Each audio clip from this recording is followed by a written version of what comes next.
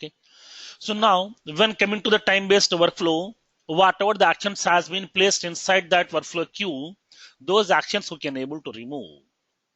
Now we can go to that monitor option of the time-based workflow, and we can select the action which you want to remove, and then select the checkboxes and then click on delete a button. So automatically these actions will be getting removed from that workflow queue. Now, for example, if I'm deleting the record itself, because these actions are associated with a record called as Salesforce Business Analyst record. Nothing but regarding the new open position record, that is Salesforce Business Analyst, to keep on notifying, to keep on reminding to the recruiter people, we have created these actions. Now, each and every action will be having some specified time period. Based on the time period, these actions will get fired automatically. It will be sending the email notification to the recruiter person every time. So, but if I'm removing that record itself, then what will happen? As soon as whenever you are removing a record, okay, which is having some time dependent actions inside the workflow queue, which are waiting for the scheduled runtime, once you remove the record, automatically all the time based actions available inside the workflow queue will be getting removed automatically. Now this is the base rule that we have. Now make a note of it here.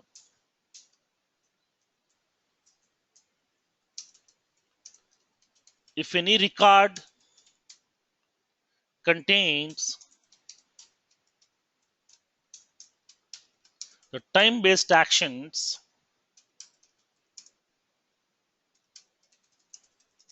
waiting in the workflow queue,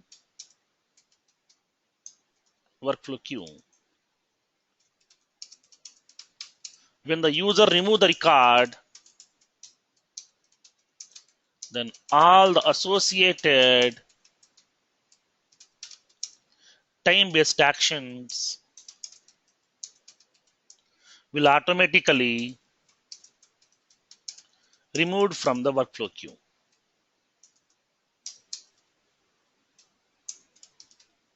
Will automatically removing from the workflow queue. Now let's see here. I want to remove that record. Now the record name is Salesforce Business Analyst here. Let's go to your position object. Now this is a record that we have. I'm deleting this record. Click on delete button. Click on OK. Now record has been removed. As everybody is aware of that, as soon as whenever you are removing the record will not be removing permanently from the Salesforce instance. It will be storing inside the recycle bin for 15 days. Now till 15 days, this record will be available inside the recycle bin. You can go to the recycle bin and you can see that record Salesforce Business Analyst record. Now the record is available inside the recycle bin. Now let's monitor those options here. What about these actions? Let's see. Go to the actions now. I have removed this record, Salesforce Business Analyst. Go to the left panel. Go to the monitor option now. Go to the time-based workflows. Now click on search button.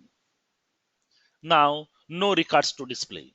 Nothing but what happened, whenever we are going to be removing that record, then whatever the time-based actions are associated with that record waiting in the workflow queue, that will be removing automatically. Because that actions are going to be keep on reminding to the person regarding this record, nothing but regarding the position.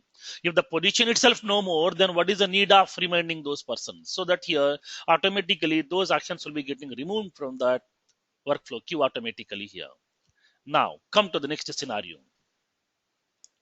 If I'm restoring this record back, then what will happen? If I'm restoring this record back to the actual object, then what will happen? Those actions will come back or those actions will not be come back to you. Now let's see. So now whenever we are going to be restoring this record, I'm restoring the record here. Now from the recycle bin to my actual object, nothing but I'm undeleting this record. Now select that record and click on undelete. Automatically record will be coming back to your actual object here. Now let's go to my positions. Now my record is available back here. So now my record is available. Now Salesforce Business Analyst record is available. Now for example here, in this case, Whenever you are going to be restoring the record back, then what about those actions? Actions will not come back again. Now, if you want to refresh this one, then you can refresh. Click on that search button. Actions are not available here. Nothing but what happened whenever you are removing the record, the associated time-based actions will be getting removed by default. Once you restore the record back, then those actions will not come back again. Okay. Now,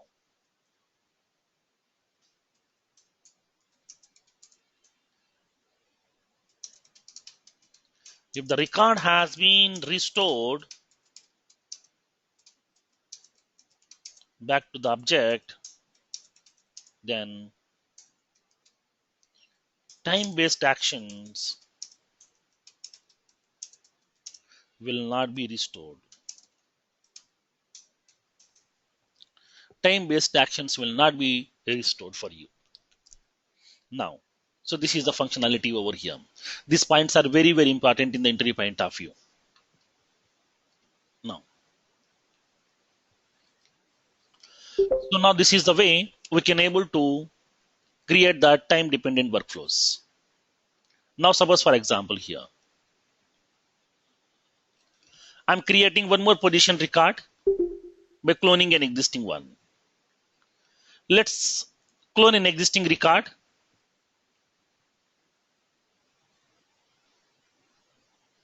Let's clone an existing record. I'm creating a new record right now for the position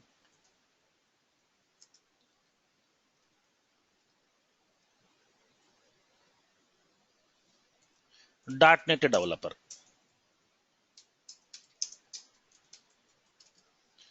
So now we are recruiting some .NET developer position. We need some 4 resources are required. Number of positions are 4. Location is for some Kochi. Position status is new position. The open date is today's date. And the close date is, I'm going to be giving the date till the December 13th. December 13th is a close date. I'm giving the position description as .NET developer, and the skills required is also .NET developer. For this one, we don't have any travel option, but as per my company policy, passport is a mandatory one. We are able to offer maximum of the minimum package of some 6 lakhs and the maximum package as some 9 lakhs. So now these are the details here. So now we are going to be sending this notification now. Okay, I'm creating this record now. Now click on save button. Okay, click on save button.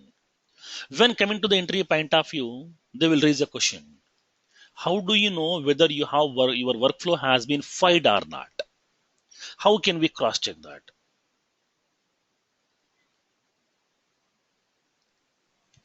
Now, suppose for example, I have sent an email notification.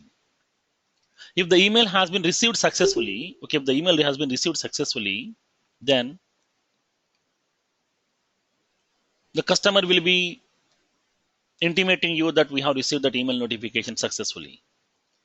Now, for example, here, I have created a position record. While creating the position record, I'm specifying that recruiter's email ID, and to this email ID, I have sent the email notification. Now, after a few days, after 10 days, I have made a call to that recruiter person that I have assigned a new position record to you to recruit the candidate for this .NET developer. Then what about that candidates? Have you started working on that position or not? Then recruiter told me that you haven't assigned any task to me. Then how can you start working on that? Then, so I am going to be indicating to him that already I have sent the email notification to your email ID. Then the recruiter told me that I haven't received any email notification. Then how can we cross check this one? So what is the problem? Whether this person has received the email notification or not. If the person did not receive the notification, then what about the problem here? Then whether it is from my application side or not. How do we know? When coming to the interview point of view, They will raise the question, how can we cross check whether the action has been performed or not? Okay, whether the action has been performed or not. Now, so for that here, we are having an option called as debug logs. We're having an option called as debug logs. Now, let's see.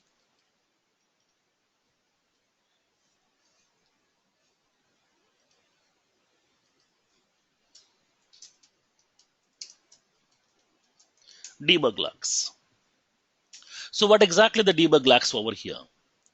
So now when coming to the Salesforce, or if you go to with any of the application here, if any of the application, which may be Java based application or .NET based application, anything, whatever.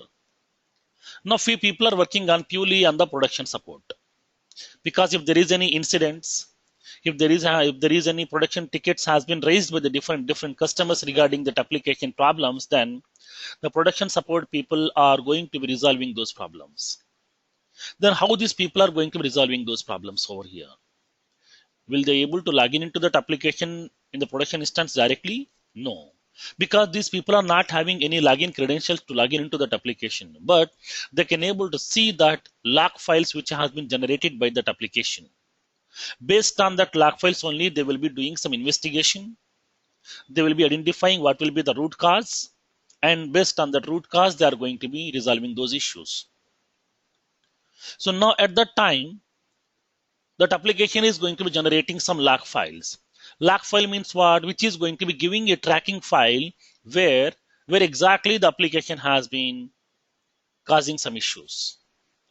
Now from the starting of that application until the execution of the transaction, what are the functions it has executed, what are the methods it has executed, what are the operations it has performed, everything we can able to track inside a log file. The log file is going to be indicating from the, when you click on that button, from starting to ending, what are the various methods has executed, what are the various operations it has performed, everything we can able to track inside that. For that here, these people are going to be generating some log files, because as a developer, we don't have any access to log into the production application directly, because we are not the real customers, we are not the real partners, so that we don't have any login credentials to log into that application. So for that here, in order to cross-check that issue, we are going to be preparing that log files. So now when coming to the Salesforce also, whenever you are going to be making a request, okay, whenever you are making a request, automatically Salesforce will generate a log file by default. Okay. Whenever you are making a request, it may be you are performing some validation rules, it may be you are performing some workflow rules, it may be you are executing some Apex classes, it may be you are executing some Visualforce pages, it may be you are executing the triggers, always it is generating a log file by default. Then how can we see those log files? And then how can we track that information whether the workflow has been fired or not? Then how can we specify this one? Let's see practically here. Debug log files are nothing but these are the log files which are generating by the Salesforce automatically upon executing a request. Upon executing a request, nothing but whenever the user click on a particular button, now from the starting of that click on that button till it is loading the response, what are the various actions it has performed internally, everything will be getting tracked inside that. So that in future, if the customer is facing any problem, if the customer wants to do any investigation, then he can able to cross check that log file.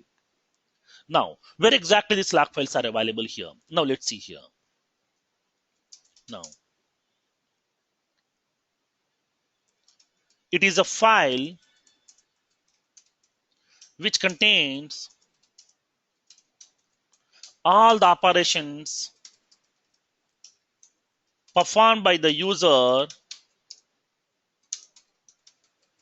or developer inside the Salesforce organization. Inside the Salesforce organization. For each request, Salesforce will generate a log file, nothing but a debug log file. Debug log file. Now, we can see the debug log file in the below location,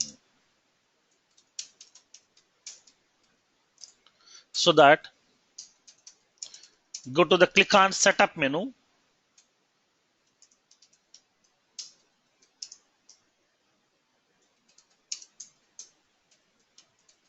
go to monitor menu in the left panel,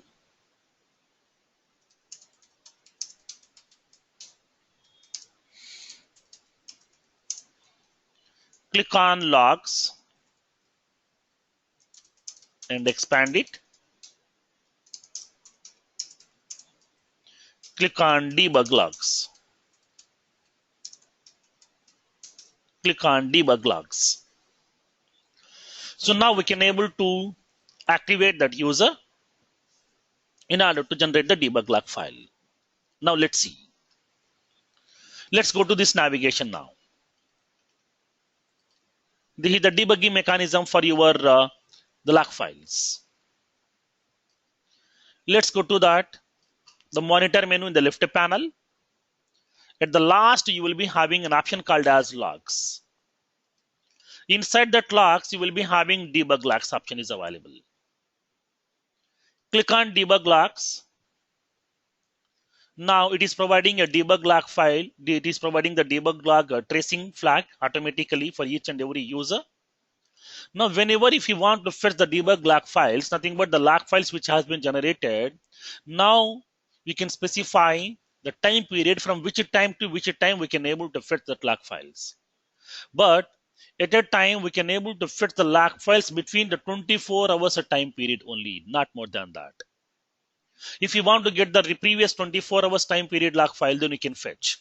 If you want to get the 2 days before the 24 hours log file, then you can able to fetch. If you want to get the next 24 hours log files, then you can specify here. Nothing but we can able to specify the start time and the end time to get that log files. The between the start time and the end time should be maximum of 24 hours. Now, let's make a note of it here.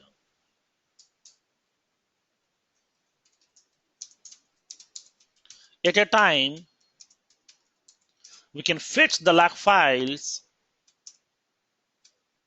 We can fetch the log files of the specified 24 hours time period.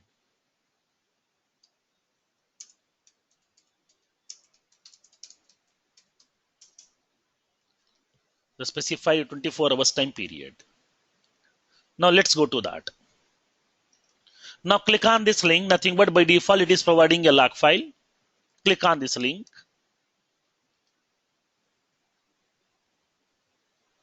Sorry. Click on this edit.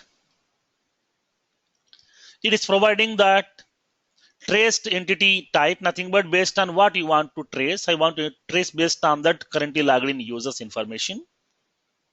Now the start date and the end date, expiration date. Now the start date and end date expiration date should be between these two dates should be maximum 24 hours, not more than that. Now I want to start tracking that information from today's date now till the next day, nothing but till the next 24 hours. So that I'm specifying 26. If you're specifying some 27, observe what will happen here.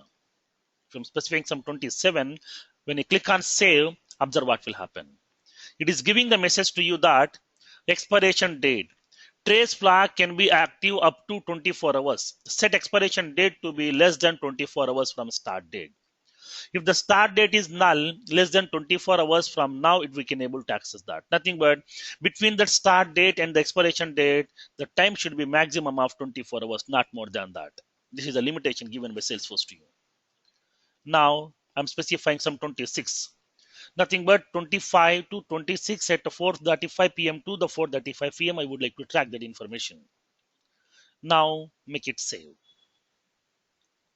So now here, when coming to the debug log file, this is the debug log files section. In this debug log file section, we don't have any log files are available. Let's try to create a record right now here. So now I'm going to be creating a new record right now. I am cloning an existing record. Make a clone copy. I'm giving that position name as some .NET developer.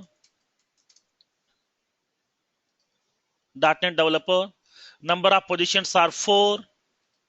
Location is for Kochi. And the recruiter's email ID, this is the email ID here. And the open date is today's date. And the close date is, I'm giving the date till the December 13th. The minimum pay is some 6 lakhs. And the maximum pay is 9 lakhs. I'm giving that position description as the .NET developer. And the skills required also as a .NET developer. We don't have any on-site option for this opportunity. Just we need the password. That's it. So now I have specified all the values. Now let's verify this debug lock option is empty right now. Nothing but there is no records available inside this place. So this is the place. We don't have any records available over here. Now let's come to this one. Click on save. The record has been accepted right now. Now this is the ID of the record. Let's go to the debug log file. Refresh this. Now we have received a debug log file right now. Okay, we have received a debug log file right now. Now this is the debug log file has been getting generated by the Salesforce for every request. Now, so now if you want to see this debug log file, simply click on this view so that we can see the debug log file. If you want to download this debug log file, we can click on download option. If you want to remove this debug log file, then we can click on delete. Now I want to see nothing but I want to track what happened when you click on this save button. What are the operations it has performed internally here. Now, when you click on view, it is opening the debug log file to you here. Okay, it is opening the debug log file to you here. Now, when coming to the debug log file, it is going to be giving that information to you. Okay, it is giving that information to you. Now let's see. So now this is the debug log file information. This is the log information. Okay, here the log information is available inside this. So now in this one, it has started the workflow execution process. Okay, it has started the workflow execution process here. Now where it has started the workflow execution process here. Now let's see. So now we are having that workflow started execution. Now the code execution started. Nothing but the execution has been started. After that, code unit started. So what is that? There is a workflow is there. Okay, there is a workflow which is having the ID. This is the ID of the workflow here. Okay, this is the ID of that workflow. Workflow rule evaluation criteria has begins. Okay, workflow rule evaluation criteria has begins. So what is the workflow rule criteria? It is having that information. Now this is the record, the position record, and this is the ID of that position record. So now what is that workflow rule name which has been executed right now? Now this is the workflow rule name. Okay, this is the workflow rule name. Like the workflow rule name is reminder notification about position close date. This is the workflow has been started. So now this is the workflow rule ID. This is the rule ID here. The workflow rule ID. And now on create only. Nothing but this will be firing only at the time of creating the record only here. Next one. When you come down over here, it is going to be indicating. What is the rule criteria here? What is the condition that we have specified? The condition is the workflow rule filters. What is the filters here? Now in the position update, close date not equals to empty. If the position close date is not equals to empty, and then now the second condition and position status is not equals to close, and the recruiter's email ID is not equals to empty. Now these are the three conditions it has verified. Now the evaluation criteria has been done. Nothing but the workflow rule evaluation value. Nothing but here what is the option here. Now all these conditions are satisfied or not. It is going to be returning either true or false. Now the conditions has been true. That's what it is returning the value as 1. 1 means what? True. 0 means false. You are aware of that the notations. So now for every conditions you will be having that notations are available when coming to the truth tables inside your 10th class mathematics or anywhere. Now 1 means the true and the 0 means false. Now it is going to be returning that value. Workflow evaluation, workflow rule evaluation criteria value. What is the value written by that workflow conditions? Now it is returning 1. 1 means true. Conditions are satisfied. So that here what it needs to done. Now here it is going to be sending that email notification here. The criteria has been end. Now the actions are begin. Now workflow spool action begin. That is here it is going to firing that workflow right now actions. Now the rule invocation. So what is the rule? It is going to be invoking on that particular record. This is the particular record here.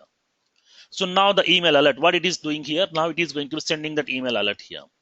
So what is that ID of that email alert? This is the ID of that email alert. So now this is the current rule, which is going to be sending that notification, reminder notification about position close date. And then what email template it is using right now to send the email notification. So now it is going to be using that email template. Now this is the template ID here, which it is using right now to send the email notification.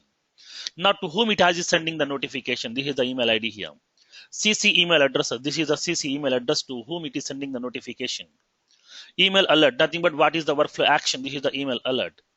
Now the workflow rule evaluation end, nothing but it has been sent that email notification successfully to you. Now the triggers are begin, nothing but triggers are nothing but the time-based actions here. These are the time-based actions has been fired automatically here one by one.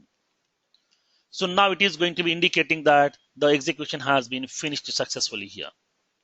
So nothing but by using this workflow, by using this log file, we can able to track whether this email notification has been sent successfully or not.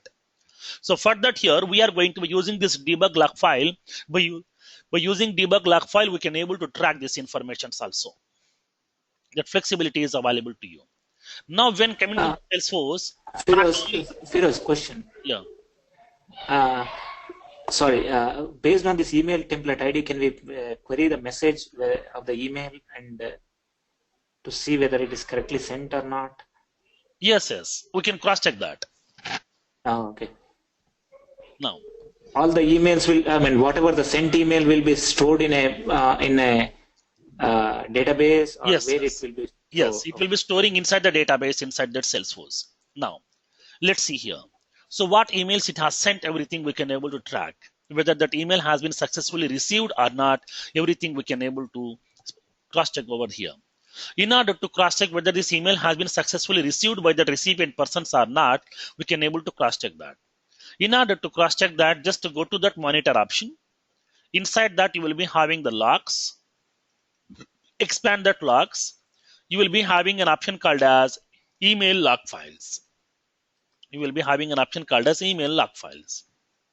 Now, so now when coming to Salesforce, it will be tracking that information about that last 30 days email notifications.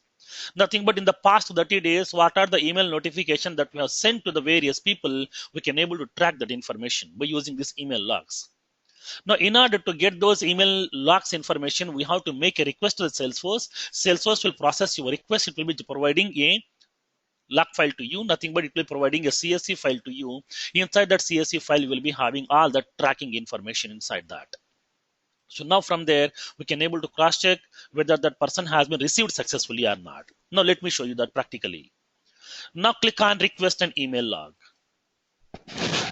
So now I want to fetch the email notifications of the current time. Now I'm selecting some date here. Now date. Now 25/11/2016 4:45 p.m. So now I'm specifying some 6:45 p.m. now here. And then whenever you are getting the email logs, then whatever the start time, whatever the end time that you have specified, between these two times, the time duration should be maximum of 7 days. Okay, at a time, we can able to fit the 7 days email logs to you. Not more than that. You can fetch over 7 days and then one more 7 days and then one more 7 days and the remaining days. Totally 30 days email notifications, email logs we can able to track.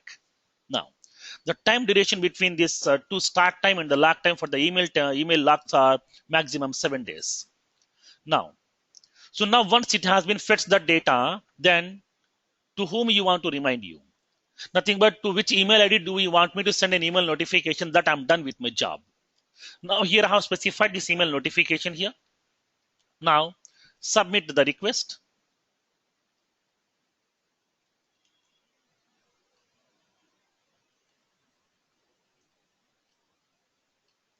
Now I'm specifying some 446 or 447.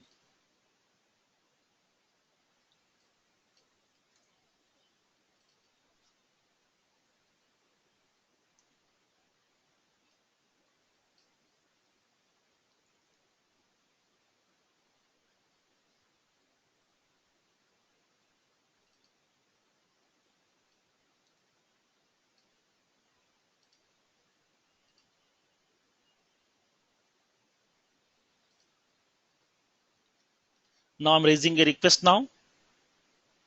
Now I want to notify. I want that the 7 days email notifications. Submit the request. The request has been submitted. It is going to be notifying you. Once that process is done, it will notify by sending an email notification to that email ID. So now here I have specified my email ID. To this email ID, it will send an email notification once the job is done. So now we have received that email notification successfully here. This is the email notification has been sent by my workflow. Now, so now as soon as once that job has been done, Salesforce is going to be sending an email notification to you that we have loaded that the specified 7 days email logs, and that will be available in terms of a zip file to you. From that zip file, we can able to track that information.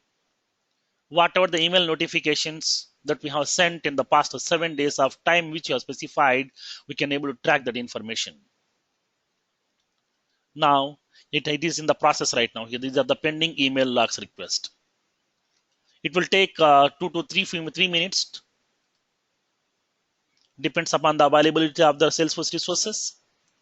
Once it is done, it is providing a zip file to you inside this email logs, so that we can use that zip file and you can unzip that file. You will be having that CSV file by which we can able to track that information inside this. But that doesn't have a actual email text, right? Email text will not be available. That, but... Yeah, email text will not be available to that. Email template ID will be available to you, and then recipient addresses, and whether it has delivered successfully or it has failed, everything will be available inside that. We cannot check the email addresses. Okay. Email information, text. Yeah, email text we cannot. Yeah, email information we cannot check inside that. Okay. Now, so by using this email logs, we can able to track that information. So whatever the email notifications has been sent. Now we have received that notification from the Salesforce. Your email log set has completed. Now it has fetched that email notifications which are performed during this particular the time period. Now let's go to this one. Refresh. Now you will be getting that email log file which is available in terms of a zip file, and then download this zip file now.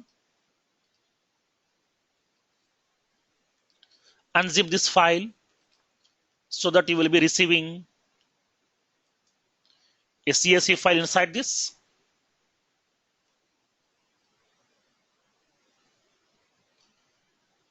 Email log file. You will be having this email log file. When you open that CSV file, you will be having all these informations are available. When did you send that email notification? So what is the date and what is the time? Everything will be getting available to you over here. So now you will be having this information. So now on 26, recently we have sent that email notification. Okay, we have recently sent that notification. On the T807, we have sent that email notification, and the T8 also, the T810 also, we have sent that email notification. So now we have sent that notification. This is the email ID to whom we have sent that email notification. So now you will be having the sender address. This is the sender address from Salesforce. And then this is the IP address to whom we have sent that notification. And the bytes transferred, this is the 2062 bytes we have transferred. And this is the Salesforce user, nothing but which user has sent that email notification. Now this is the user ID is available to you. And you will be having that information available over here. So message header ID. So what is that data packet which is having that information? And the retry count, seconds in queue, and then delivery stage, and then relay address, everything will be available inside this one. So now what will happen here? For example, now this is the email notification which we have sent right now. Okay, here's the email notification which we have sent right now here. So now in this case, whenever it is sending that email notification, how do we know whether it has been delivered successfully or not? So now inside this one, it is going to be indicating here the mail event. Okay, mail event. You will be having that indications are available. Now when coming to the mail event, you will be having the indications like as D, R, P, and the T. These are the four notations will be available to you. So now D means delivered. R means received.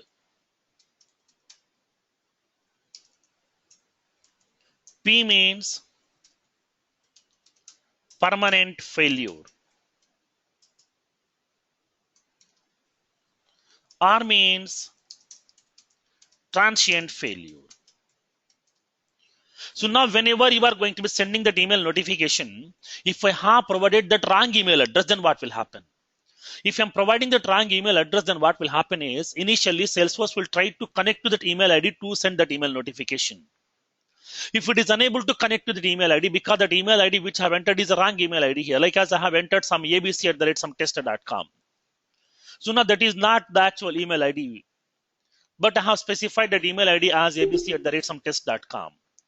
But whenever the Salesforce is trying to be connecting to the email ID, it won't connect to that because with that name there is no email IDs are available. So at that time, what the Salesforce will do? Then it will be stop connecting to that. After 10 minutes again, it will be connecting. It will be trying to connect to that email ID. If it is unable to reach that, then it will be after 10 more minutes again, it will be trying to be connecting to that. Like that, keep on, it is going to be trying to connect to that email ID till 24 hours. Okay, till 24 hours. Within the 24 hours, if it is unable to reach to that email ID, it will be making it as permanent failure.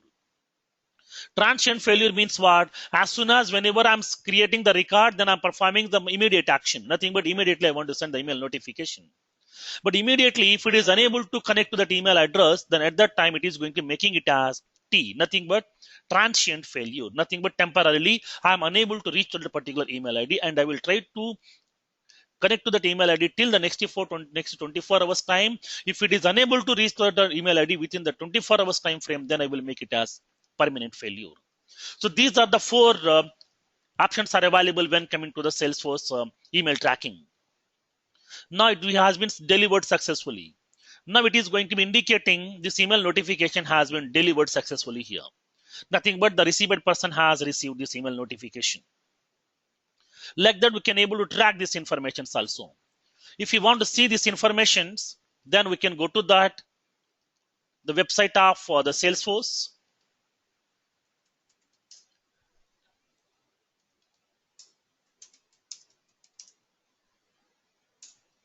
So now email log notations in Salesforce.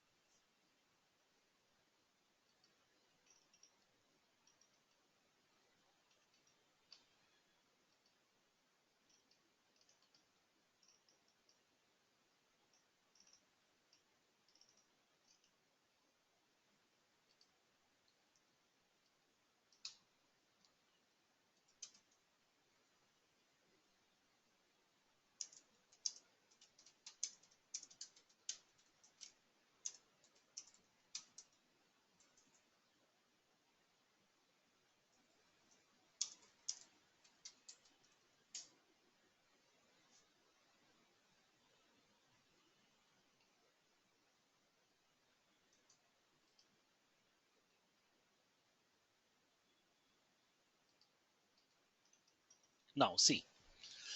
So now it is going to be indicating that these are the 4 notations are available to you inside that email. One is the R, reception, nothing but it has been received, nothing but the email was successfully received. And now D means the delivery, nothing but the email was successfully delivered, successfully sent. The transient failure, now this email transmission was delayed, nothing but it is going to be taking some time because it may be server may be busy, or the recipient's email address may not be found. So now Salesforce will retry to, okay, it will be retrying to deliver the over within a 24 hours time frame. The first retry occurs the 5 minutes, and after that, the first in transient failure. The second occurs in 10 minutes, and after that, the third will be the 20 minutes. Like that, keep on. It is going to be trying for the 24 hours time frame.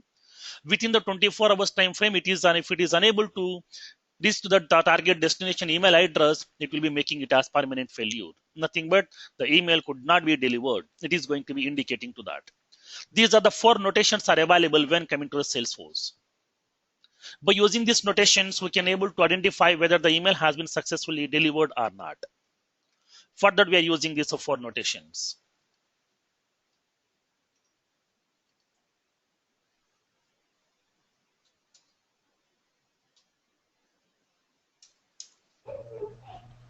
These are the options are available. Yeah. In that log CSV, right? Yes. In the last column also it says something about a little bit more. I think it's a comment or a description kind of thing. Like it says unauthenticated email from Yahoo is not accepted due to domains. Yeah. Sometimes DMARs. if the emails are not acceptable with this particular domain, because in that Yahoo or in that particular if suppose for example if I'm specifying my corporate email address, then in that corporate email servers they will be blocking some external emails also. So at that time if it is unable to reach, then it will be giving that information to you. So what will be the reason to could not deliver to that email address, it will be giving that message to you over here. So these are the 4 options are available by which we can able to identify whether the email has been sent successfully, received successfully, or failure. If it is a permanent failure or transient failure, we can able to cross check that. So like as your messages also, whenever you are sending an email message, SMS message to the mobile number, if the mobile is in switched off mode, then it cannot able to deliver to that. It will be keep on trying till some specific time period. So once the mobile has been switched on, or the mobile is into the coverage area, network coverage area, then automatically it will be sending that message to that person. It will be giving that response to you that we have delivered that message successfully. Like the same way here also, it is going to be keep on trying for till 24 hours time frame. So this is a way we can able to track those email notifications here. So now when coming to the entry point of view, these questions are very, very important. Generally, nobody will touch this one, but these are the tracking mechanisms that we have in Salesforce in order to verify whether the workflow has been fired or not. If the workflow has fired, then whether it has been specified the email address to that it will be sending that email notification or not. We can able to track this information. Now, so now this is a way we can able to track these email notifications also. Whatever the email notifications we have sent, now we can able to track the last 30 days email notifications also inside that Salesforce by using email logs. Now, let me make a note point over here.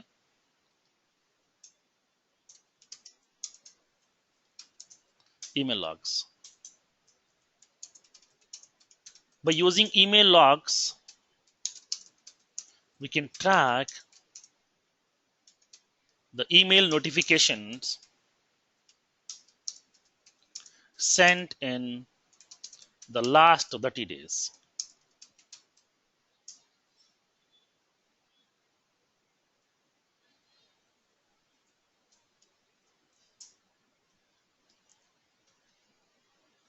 We can track that. So now in order to get this navigation, we have to specify this, the same navigation process. Instead of debug log files, we have to use email log files. Now, the next one. The next feature is we are going to be discussing about a feature called as a workflow field updates. What exactly the workflow field updates and how can we update the field values? Let's see practically over here now. There was one question. Yeah. So suppose if the email notification was not delivered or not received, something like that, Okay. is there a way that we can get that information back to our mail address that the email was not delivered like that? No. We don't have any such options in that. Just we can able to cross check whether the email notification has been delivered successfully or not. After that, we don't have any acknowledgement like as a bounce notice and we cannot receive like that here. But if it is not delivered, then we can able to resend it again. Okay. No, unless we go and find in the logs, it is difficult to track that, right? Yes.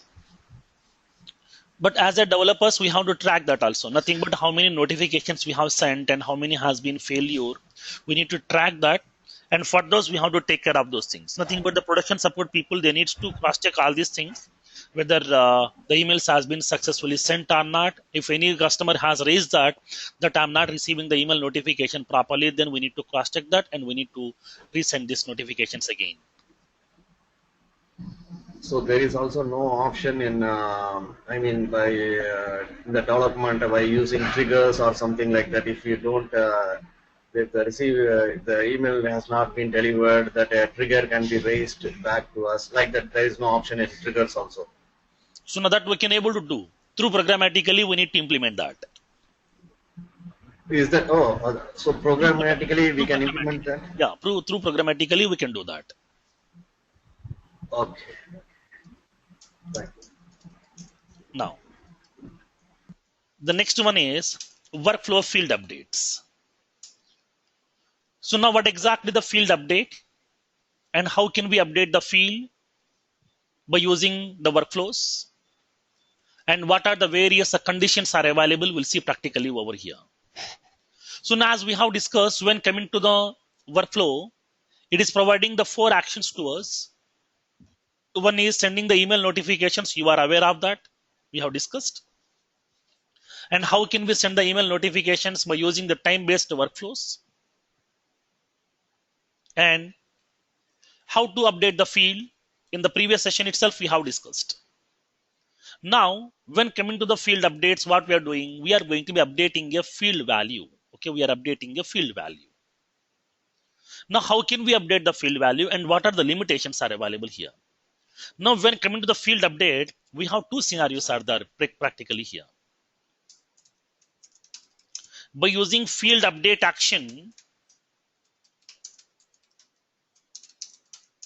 we can update a field in the same object with the specified value. So now we can able to update the field inside the same object. And then along with that, it is giving one more functionality to you. We can update the field in the parent object. We can update the field in the parent object which is associated with master detail association.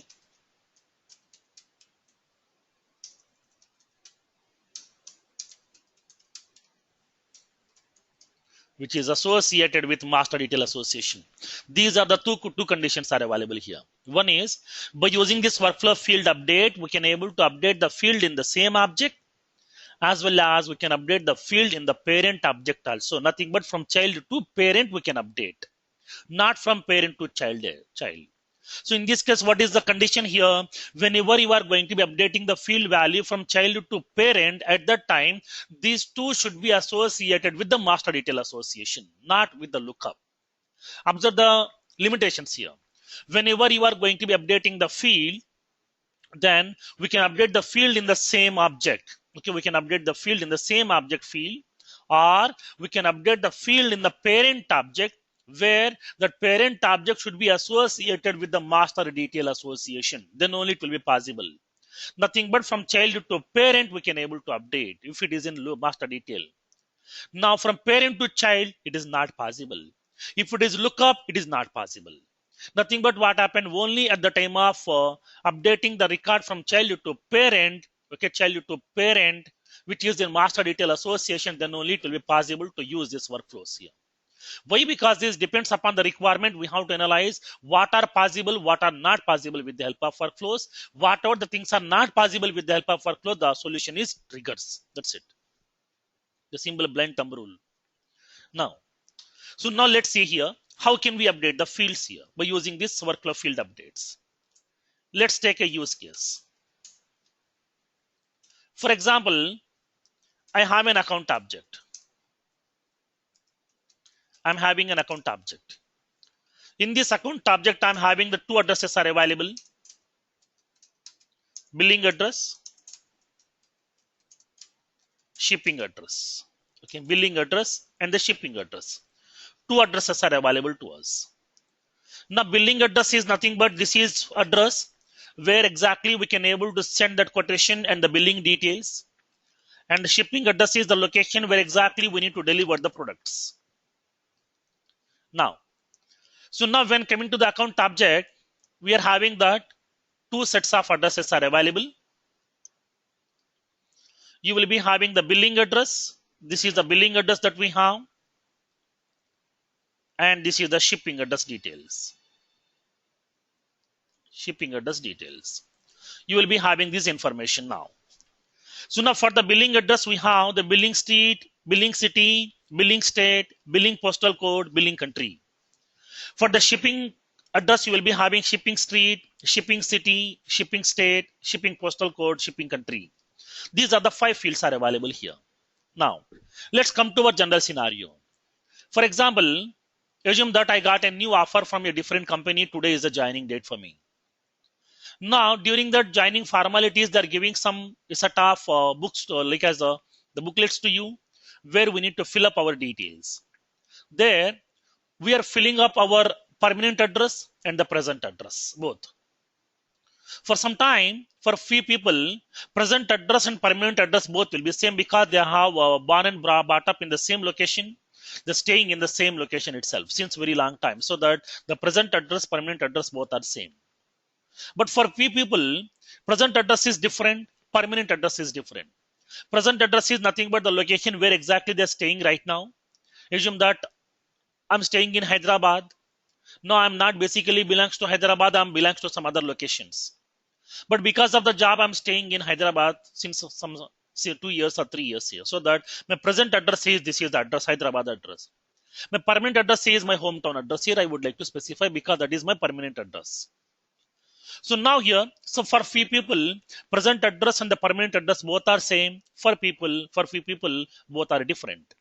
So now, for example, here, if it is my case here, I want to make the present address and permanent address both are same. So at that time, what happened? No need to fill up that present address, permanent address in the both the fields separately because this is taking more time. So that I want to have a checkbox over here. I want to provide a checkbox which is indicating both addresses are same, present and permanent. If your both addresses are same, then simply select the checkbox by entering one set of data. That's it. Enter that permanent address or the present address data and then select the checkbox so that automatically it will be copying that information into that. Automatically it will be copying that information into that. Now then how can we implement this one? So now my requirement is here. I want to copy that information, the billing street information here. I want to copy that billing street information into the shipping street. I want to copy the billing city into the shipping city. I want to copy the billing state into the shipping state. I want to copy billing postal code into the shipping postal code. I want to copy billing country into that shipping country. So nothing but here I want to copy this one. Whenever you are selecting the checkbox, both addresses are same. Whenever you are going to be selecting the both addresses are same, upon creating a new record or upon modifying an existing record, automatically it has to copy that billing address into the shipping address once you select the checkbox as selected. Then how can we implement this functionality? Now we'll see practically over here. Nothing but how many fields you want to update? 5 fields. The first field is the shipping state. Now we have to update this field, so that we need to add one action. Shipping city, to update this field, we have to add one more action. Shipping state, one more action. Shipping postal code, one more action. And the shipping country, one more action. Already we have discussed that by using that field update action, we can able to update only one field at a time, not the multiple fields. So now for that, if you want to update the multiple fields, then we have to add the multiple actions over here. Now let's see how can we implement this functionality right now. I'm placing one checkbox over here below that billing state fields that indicates do we need to copy the billing address into shipping address or not. So now for that, I'm going to be verifying this functionality here. I'm creating a new field inside this object. Create a new field which is of type a checkbox. I'm creating a checkbox field. Go to the next button.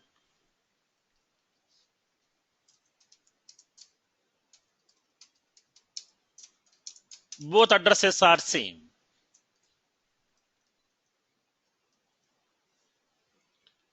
I'm giving the description.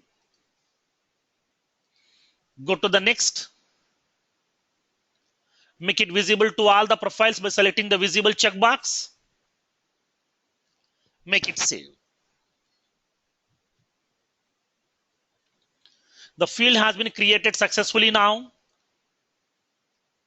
When coming to the field will be getting placed inside this particular first section. But I don't want to place in the first section. I want to place beside that address section. Now let's go to your page layout.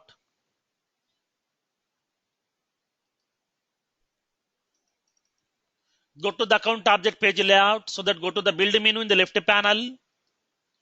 Go to the customize. Go to the accounts. I want to customize the page layouts of those accounts, so that here go to that page layouts. Now you will be having that new customer and the existing customer. Go to the new customer layout, click on edit button. It is providing that field inside that the account information section, but I want to place this field inside that address information section. Below this, I'm placing over here. Now let's save this one. For the existing customers also, if we have the address fields, we can able to copy that. There is no address field, so that no need to specify this one. Now, let's come to our requirement here.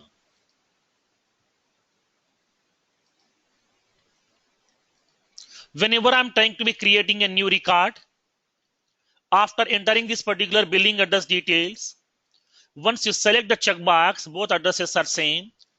Once the record has been saved, then automatically whatever the billing address details that you have entered, it has to be copied into the shipping address automatically. I want to copy this information. Then for that, here I'm going to be implementing a workflow. Now let's see how can we create this workflow right now.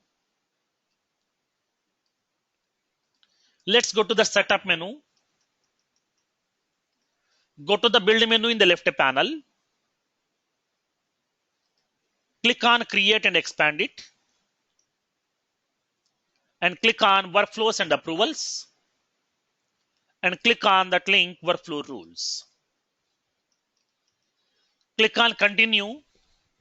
Already we have created one workflow with the name reminder notification about position close date. I'm creating one more workflow rule by using that new rule button. Select the object on which you want to create the workflow. I'm creating the workflow on the account object right now. Select the object. Go to the next button. Specify the rule name.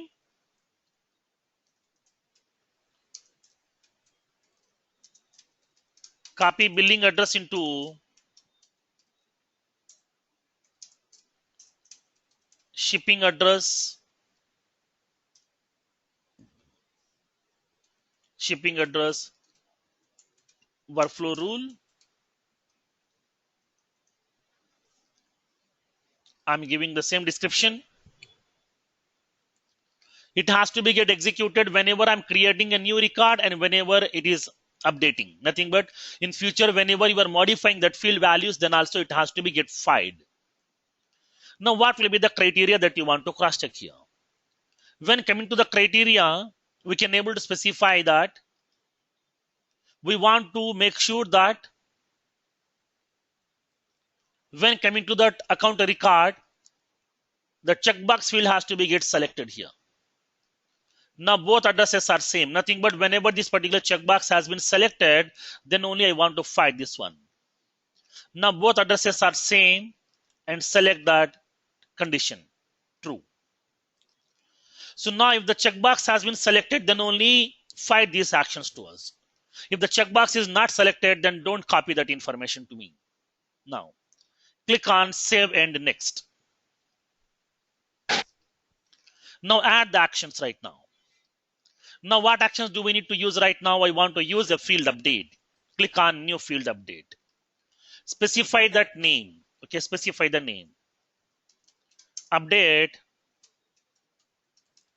shipping street field.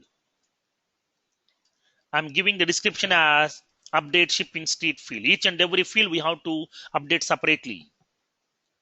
Now which field you want to update right now? Select the field to update. I want to update the field that is shipping street. Now we will be having the field called as shipping street field is there. Now select the field which you want to update. Observe this one here. The object is account, nothing but in the same object I'm updating that field. The field to update is here, only one pick list is available here. Now I'm selecting that field called as shipping street. With which value you want to update this field here?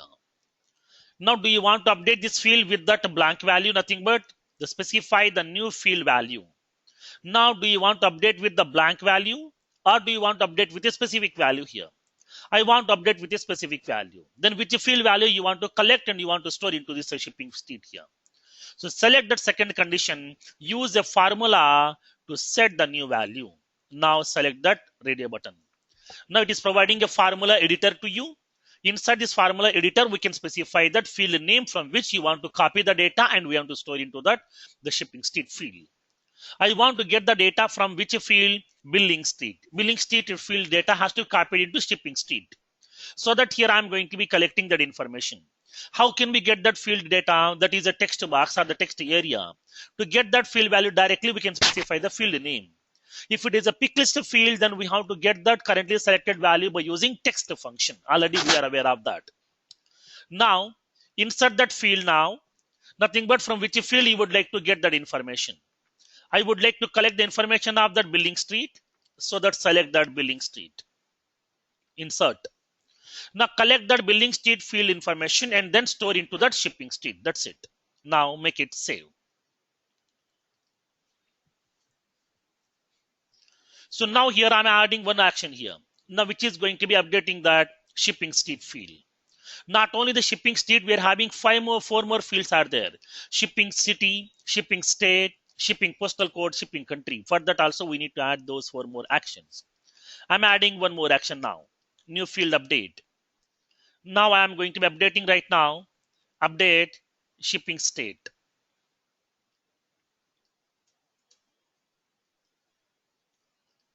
I'm updating the shipping state right now. Now we're copying the data from, now this is the shipping state field. I want to update. Now I want to copy the data from the billing state field. So that I'm specifying billing state field. Now make it save. 2 actions I have added. Third action I'm adding right now. New field update.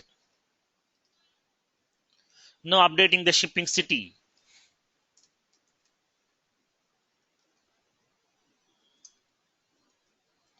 I'm updating the shipping city field.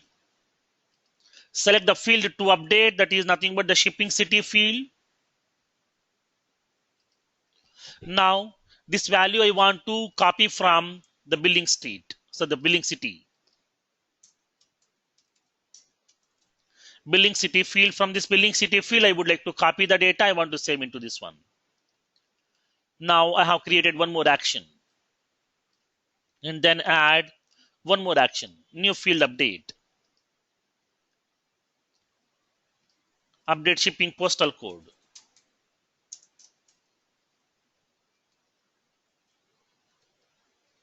Update shipping postal code field. I want to update that shipping postal code. Shipping zipper postal code. Now I want to collect the data from the billing postal code, so that I'm giving that field name billing postal code. If you know that field name directly, we can specify that. If you don't know the field name, simply go to that formula editor. You will be having the insert field button is available. Click on insert field. Inside that, you will be having all the field names are there. Billing postal code. So now when you come to that, now this is the API name for that field. This is the billing postal code. We can able to insert that. Automatically the field will be getting inserted over here. And the next action is the last action that I'm going to be adding right now. The new field update. Update that shipping country.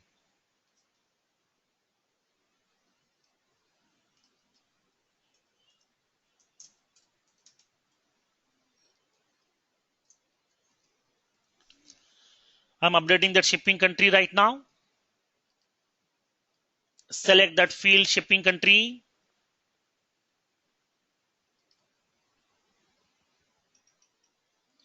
I want to update this field with the source field called as billing country. Click on save.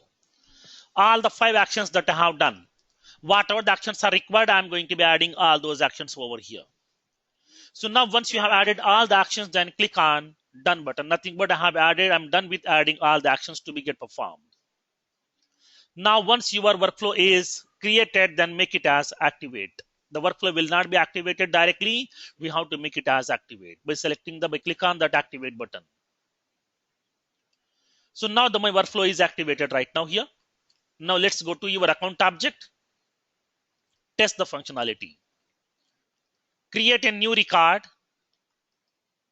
I'm going to be creating a new record here. I'm giving my account a record name. Workflow rule test account. Account number value, I'm giving some value over here. Account site, I'm giving some manufacturing division. Type is some prospect. Rating value some hard. Fax number. Number of employees. SIC code. Annual revenue value. And the website. Industry is some healthcare. Contact number. The PAN number. Passport number. Ownership value. So now come to our address information here. I'm entering that address information. The billing street is some Lakeview Street. And the city is some Hyderabad. State is some Telangana. Postal code 500032. Billing country is some India. So now assume that for this particular person, billing address and shipping address both are same. So that no need to enter the shipping address again here. The same details no need to enter into this one. Now we can able to select the checkbox. Both addresses are same. So now select this checkbox. Select this checkbox. When you click on save, automatically your workflow will get filed. It is going to be copying that billing information into the shipping information automatically. Whatever the billing address that you have entered, the same billing address has been copying into your shipping address also over here. So once the record has been getting created, it is going to firing that workflow. That workflow is going to firing all these 5 actions, which is going to be copying the each and every billing address field information into that shipping address field information, so that we can able to get each and every information. When you double click on the shipping address, you will be having that shipping street, shipping city, shipping state, shipping postal code, shipping country. All the field values are available to you over here. Whatever the values that you have entered, each and every field value is available over here. Now we can able to save this information. For example, here in future, if you are modifying this record values over here, in future, if you have modified this record values, for example, I'm changing this billing address information. Now instead of Lakeview Street, I'm specifying some value called as some Pragati Nagar. I'm changing the state value as some Karnataka. Okay, I have changed these two values. Billing state I have modified as Pragati Nagar and the state value I have modified as Karnataka. When you click on save this record, automatically the same values has to be get reflected back over here. Now when you open this one, shipping state value is Pragati Nagar and the state is Karnataka. Whatever the field values that you have changed over here, the same values are going to be updating into that associated target fields also. So now this is the way we are going to be using that field update actions to update the field of a particular object right now. So now the source fields are also available in the same object and the destination fields are also available in the same object over here. Now this is in one object. So if it is the case, whenever if you want to update the field in the parent object, then how can we implement? Now let's see practically over here.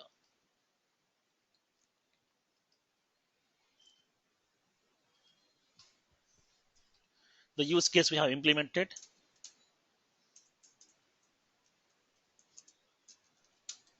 Upon creating or updating the account record, billing address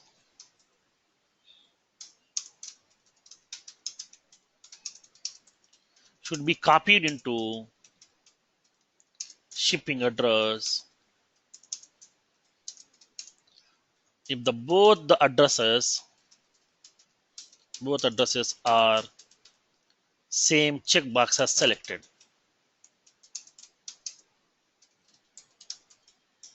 So this is the use case we have implemented over here. Now, the second one, we'll see one more option inside this workflow field update. As we have discussed here, when coming to the workflow,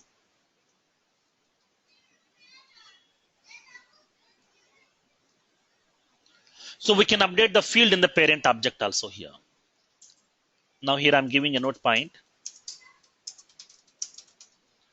By using workflow field update action, we can update only one field at a time. To update the multiple fields, we need to add multiple actions,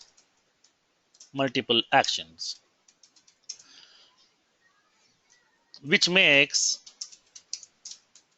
the workflow complex. So if the user wants to update a collection of fields exist inside the object, we have to go with triggers. Whatever the options are not possible with the help of validation rules or the workflows, the solution is trigger always. Now by using this workflow field update action, we can able to update only one field at a time with the help of one action. To update the multiple field values, we have to use multiple actions over here. Now, the next one here. So now this feature we are calling it as cross-subject field updates. So what exactly the cross-subject field updates right now here? Now we'll see. Cross-object means what? Different objects are available, which are having some association. Okay, So now by using this field update,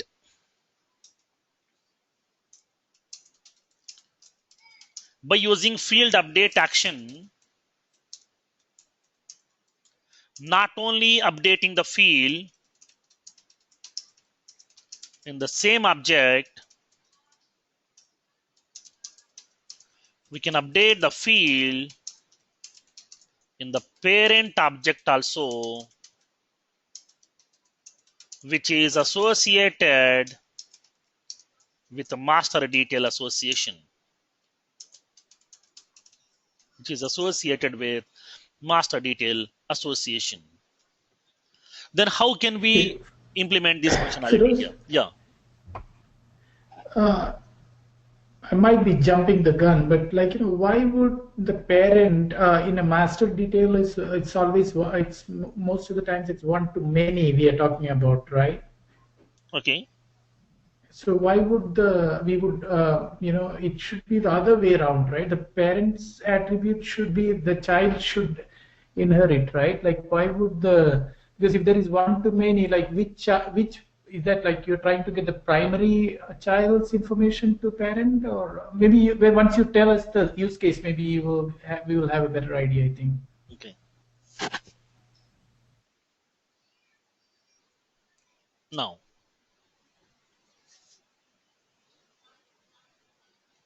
so in some cases,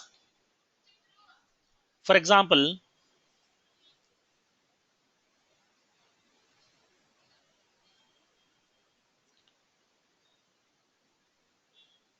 we have the two objects are there. So now in those two objects, for example, I have the account object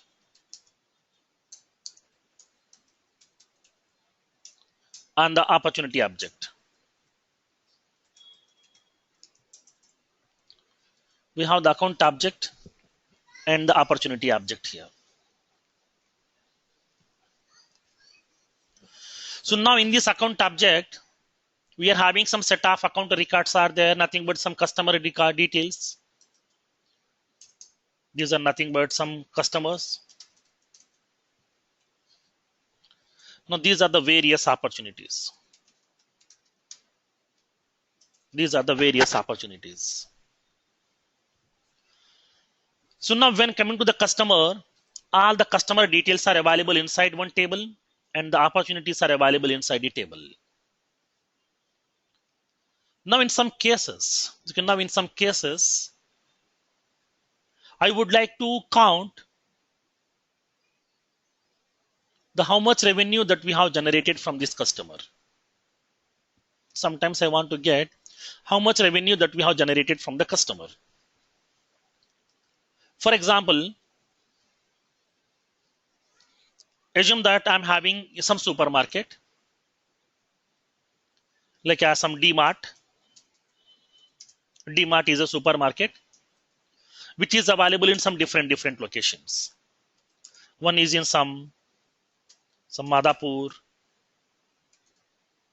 and the second one is in some Begumpet. Third one is some Gachibowli, and the fourth one is in some Secunderabad. Sometimes here we are having the customer is only one. Based on the flexibility, based on the convenience, the customer is going to visiting the nearest DMart supermarket. He is purchasing that some products. But the customer is only one. Assume that myself is a customer. I went to the Madhapur DMart supermarket yesterday because it is very nearby to my office. So that here, whenever I'm coming back from the office to home, now on the way, I found this DMart showroom in the Madhapur area. So that I went to that DMart showroom and then I have purchased some products. And so now I came to my home. Today morning, I went to that the same DMart showroom, which is in some Begumpet, because my house is very nearby to the Begumpet. So that here, the nearest by my place, I'm having that DMart showroom. So that I found this very nearby to my place. So that I went to that DMart showroom and I have purchased some products. And maybe after some time, I may be going to that Gachibowli because this is very nearby my place, my office. Or when I go to some outside, like at the Secunderabad, there you may find one more DMart's supermarket. There you can also find out some. There you can purchase some products also. So now at that time, nothing but the customer is only one. He has given the multiple opportunities. But at that time, I want to know from which branch he has purchased the product, from which branch, how many times he has visited, how much revenue we have generated here. Totally, I would like to count that information. So now in this kind of scenario, what happened? Whenever the customer has visited, whenever the customer has visited this particular Madhapur branch, the supermarket, then they're going to be adding a new opportunity because I have purchased some vegetables. So now for the vegetables, I have paid some bill, like as maybe 200 or 300 rupees. That is nothing but one opportunity that I have given to the organization that they can able to generate some 200 rupees of revenue from my side because I have purchased some products and I have paid the bill. So now like that here I went to the Begumpet supermarket also. I have purchased some products, some items I have purchased. Now in this kind of scenario, branch wise we want to calculate nothing but how much amount they have generated from this customer. Nothing but the customer is only one. Now from each and every branch, how much revenue they have generated from this customer, and totally how much they have generated. Nothing but the total amount of revenue, how much they have generated. So now in this kind of scenario here, in this kind of scenario, we are going to be going for this class object field updates. So now inside that DMart, inside that account record, they are going to be maintaining the fields like as the field one, nothing but the Madhapur revenue from the Madhapur branch revenue, for the Begumpet, and from the Gachibowli, and from the Secunderabad. So now at that time, what happened? Whenever I have purchased any product, any items from the Madhapur area, then they have to generate the bill. That bill amount has to be getting added to that Madhapur branch revenue here. Nothing but what happened here. Now previously I have purchased some 200 rupees items. Now today also I have purchased 150 rupees items. So totally there to 350 amount that I have generated from that Madhapur area here. Nothing but from which branch they are going to be purchasing our product. So that here, based on that amount which they have generated from the customer, they can able to offer some discounts also. Because multiple times he is visiting the same branch, multiple times he is generating some revenue. So that here they are going to be giving some discounts also. So at that time, whenever they are going to be creating an opportunity, based on this opportunity value, they are going to be updating into a specific field inside that account record. Nothing but child to parent, we are going to be updating sometimes. So now in this case of scenarios, whenever you are going to be updating the child record, then we can able to update the parent also. But at that time, both should be having some association. So now whenever you are updating the field of the parent based on the child value, then we have to go with that class object field update. Nothing but not only updating the field in the same object, I'm going to be updating the field in a parent object also, which is associated with that master detail association. So now for that here, we are going to be using this class object field update. Now whenever you are going to be updating these fields, if the association is lookup, then it won't support. Now the limitations here.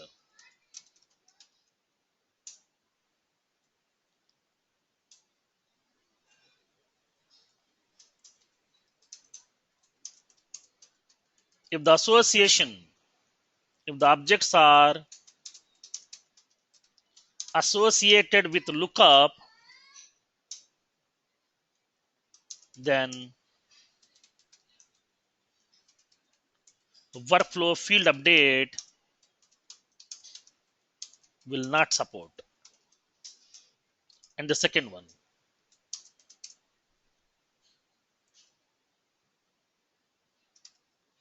if the user wants to update the field from parent to child, then workflow will not support. If it is a lookup, it won't support. If it is a parent to child updation, it won't support here. Only from child to parent we can able to update. That is, we can update the field from child to parent. We can update the field from child to parent. Then how can we update this information? Now let's see practically here. Let's take a use case.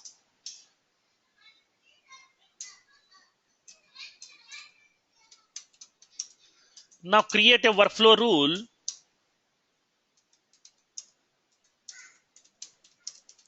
to update the parent object, nothing but account object,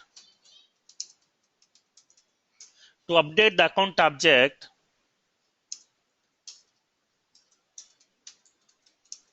description field with the associated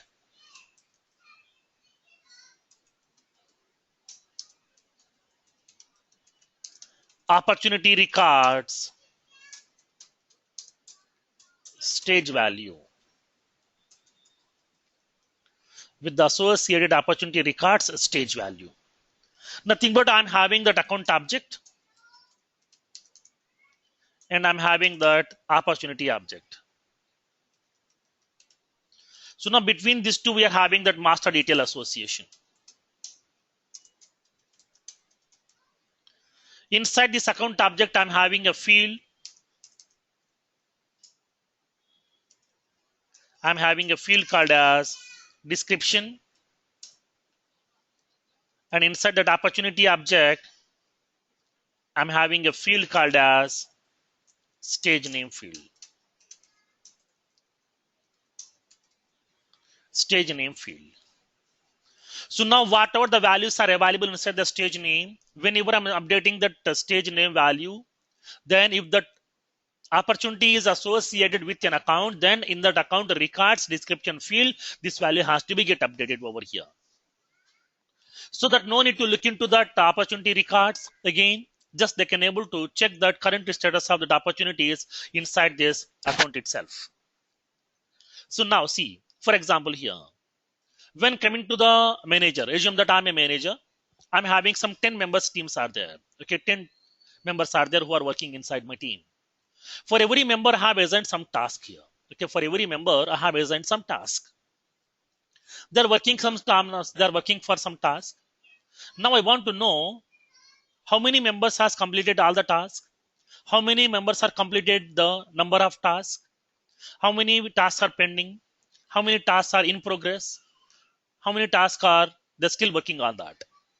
Now I don't want to look into that by opening each and every member and the number of tasks that I have assigned, the status of each and every task I don't want to monitor here.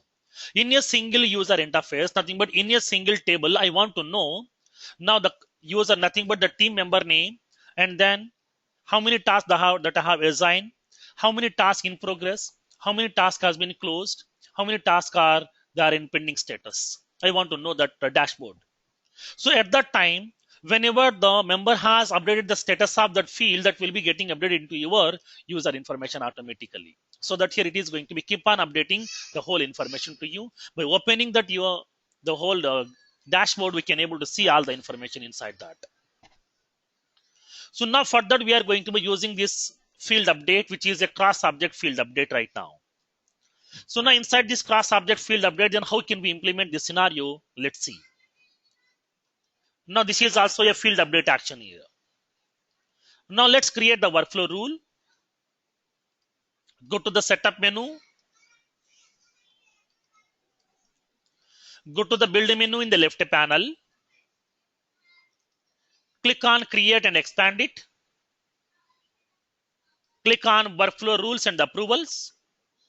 Click on new workflow rules. Click on continue. I'm creating a new rule right now. Click on new rule. Create the workflow rule. On which do I need to create? Now here, whenever I'm updating the opportunity stage name value, then the same has to be get reflected into my associated account records description field. So that whatever the value is there inside my child object field, that value I want to update into my parent object field. So that here I want to create the workflow on opportunity. because whenever you are doing some changes in the opportunity record field values, the same has to be get reflected into your account also. So that here I'm creating that workflow on the child object, that is opportunity. Now let's go to that next button, specify the workflow rule name. I'm giving the name as update account description field. Update account description field with the opportunity stage name. So now when you want to update this one, whenever I'm going to be creating the record or whenever I'm going to be updating the record, always it has to be get updated into that.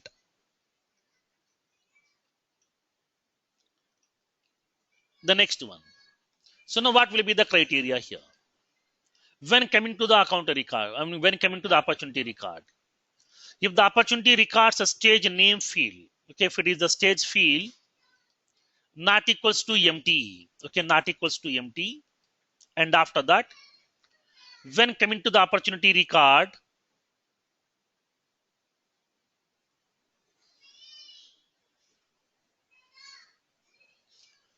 if the account records name field not equals to empty, okay, if the associated account records name field value is not equals to empty, then I want to fight this action.